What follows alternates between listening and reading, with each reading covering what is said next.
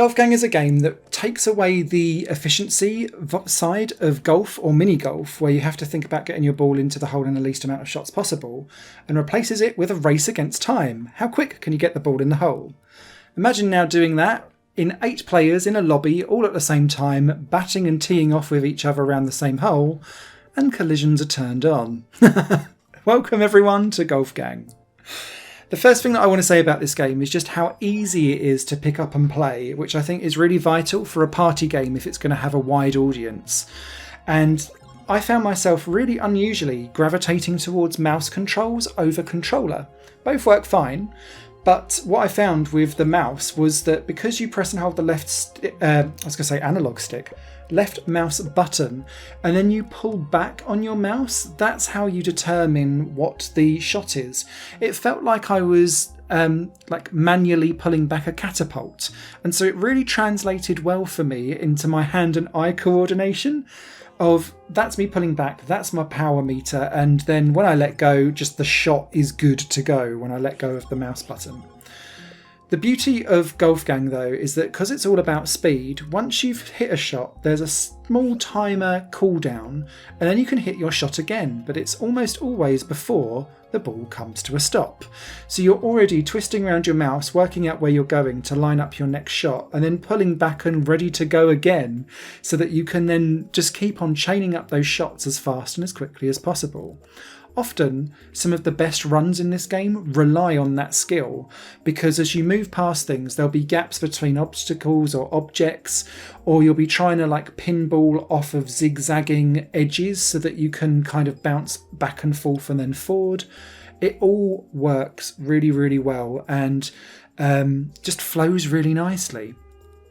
There's, I think, 6 courses there are initially out of the bag with this game, but each course also has its own unique gameplay mechanic. So in the very first course that you get to play with, you're in a normal field, there's red balloons on top, and if you fly off the edge and up ramps, you'll hit the balloon and it will give you a burst of air, but it will also instantly recharge your shot. And so there's holes where you have to kind of chain hitting balloon to balloon to balloon to get across big gaps.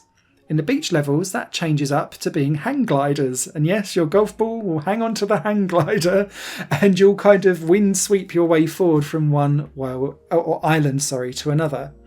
The Halloween levels are much more around contraptions and spinning objects and timing things. So you'll bounce off of various different laughing skulls that will make little hairs as you hit them, but you'll be wanting to time things so that you don't get batted back by things pushing you in the wrong direction, for example.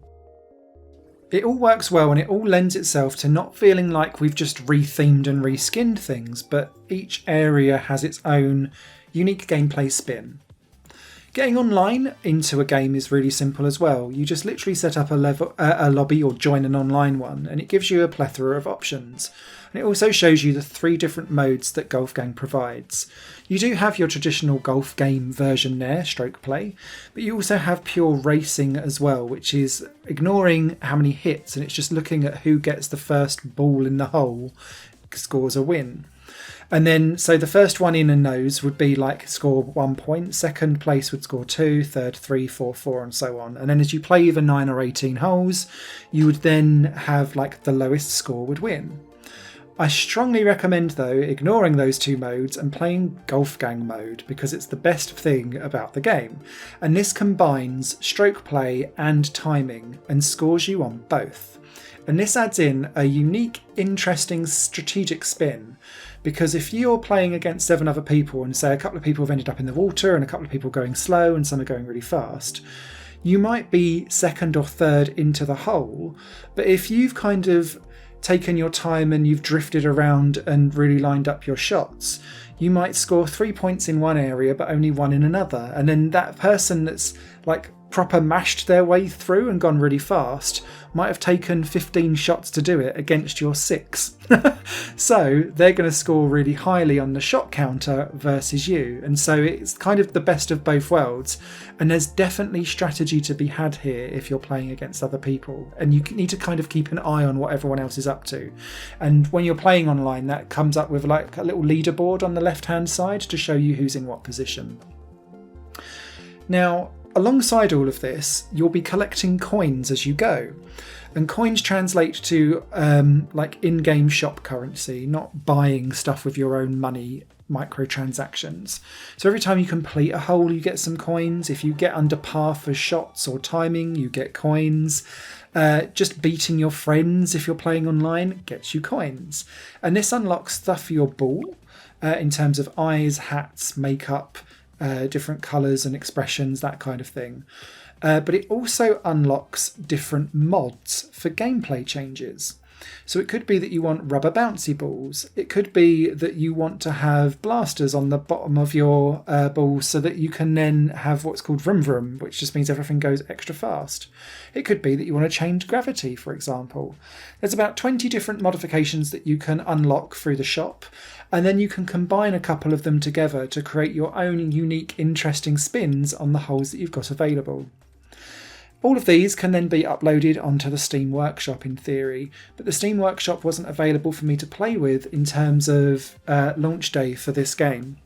The other thing, and it's the kind of missing piece for this, is that part of that Steam Workshop is building your own custom holes.